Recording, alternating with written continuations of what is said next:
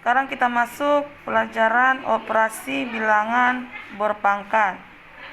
Nah, ini ada sifat-sifat dari operasi bilangan berpangkat. A pangkat M dikali A pangkat N sama dengan A pangkat M ditambah N. Ya. Kemudian A pangkat M, lalu ini di dalam kurung pangkat N sama dengan A pangkat M dikali N.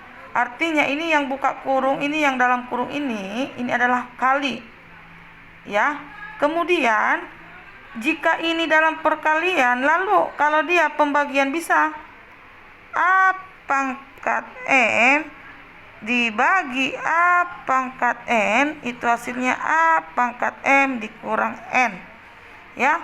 Bagi temannya negatif, kali temannya positif. Inilah sifat-sifatnya. Nah, kita masuk ke dalam contoh soal.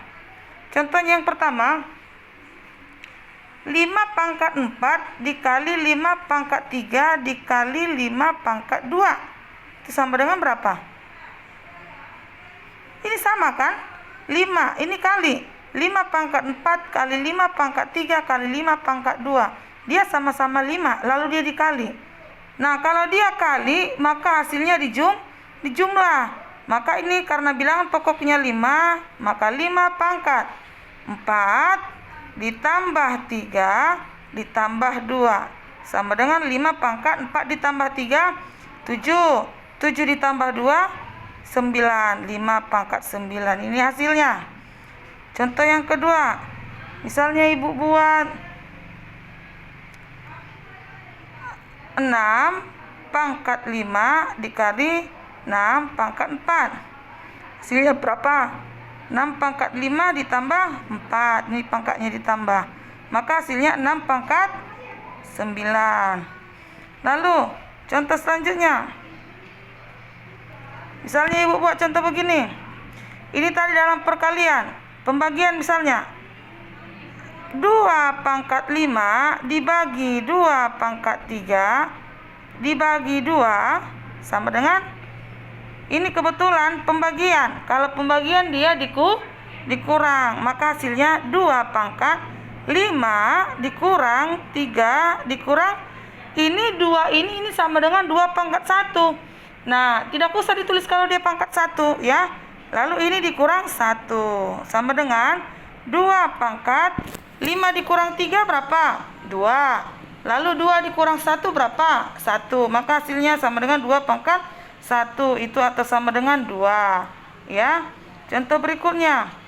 3 pangkat 8 dibagi 3 pangkat 5. Sama dengan 3 pangkat 8 dikurang 5. Maka hasilnya sama dengan 3 pangkat 3. Oke, contoh nomor 5. Misalnya 2 pangkat 3 dalam kurung 4 sama dengan, ini sifatnya A pangkat M dikali N. Jadi 2 pangkat 3 dikali 4 sama dengan 2 pangkat 12. Ya, tinggal dikalikan aja. 3 dikali 4. Ya nak ya. Kalau misalnya ada soal begini,